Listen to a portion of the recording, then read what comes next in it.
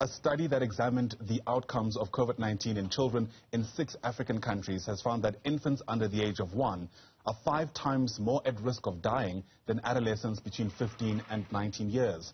The study was conducted between March and December 2020 and included some children with comorbidities. So out of the 469 children surveyed, 49 sadly died. However, the mortality rate for the same age group in higher income countries is much lower. Study leader and Stellenbosch University's Professor Jean Nachega joins us now via our video link for more on these findings. Prof, it's great to see you. Thanks very much indeed for making time. I mean, on the face of it, we'd always been told that the effect of COVID-19 among children is somewhat negligible. This study obviously is painting quite a different picture. Oh, certainly. So we were also quite surprised, and actually that's why we say we should not always replicate, finding from Western country to Africa. So we face our own realities, both for comorbidity, HIV, TB, malaria, which are specific, more predominant in Africa. We also have our weakness in terms of our health system, which can also impact the outcome. So that triggered us really to try to conduct this study on over 6 countries to try to understand a bit better really what's going on in Africa. Yeah, and give us a snapshot of what you reckon are some of the main contributing factors. You've already touched on it, but again, just by looking at the study from the outside, one has to wonder whether geographic location is what contributes to these outcomes, or more the systems that are at place between the 2 continents. I think it's multifactorial. Right. As I mentioned, obviously, those children with comorbidity are at high risk as for adults, so that is a no-brainer.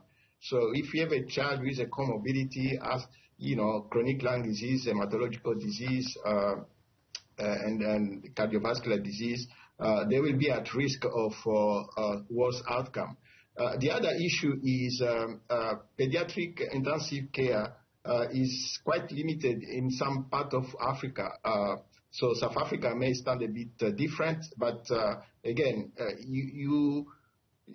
infants who don't have access to specialized pediatric intensive care, so they will be at high risk of dying. So all put in one, I think it quite drive the mortality in this study. And actually, the bottom line is children should be vaccinated. I think this is important to try at least to minimize this mortality because also all those factors that are driving the mortality in our setting. Yeah, we'll speak a bit more about the possible interventions in just a moment. I can't help but also notice that the study was conducted at what many people might say is the early stages of the pandemic. Do you reckon that to have had a bearing on what we found in a context where now we're dealing with this phenomenon of people being vaccinated and there being a greater sense of natural immunity because of just how widespread the virus actually is? So that's true. The study period was somewhat early stage, but if we, the comorbidity did not change since then, and the health system did not change since then. Yes, we have now the Omicron. The general sense is that Omicron causes quite a mild disease, but again, if you have Omicron and you're not vaccinated and you have comorbidity, I think the picture will still be, I should be worried if I have a child. So I think that's you're right. We should be a bit cautious because the study period of our study was a bit at early stage. That's Right. a good point. Right. And you looked at children who are in hospital. I'm wondering whether those children were hospitalized because of COVID-19 or were incidental infections, if you know what I mean. In other words, they were admitted for something else. You later picked up that they had COVID-19 and then considered them for your study.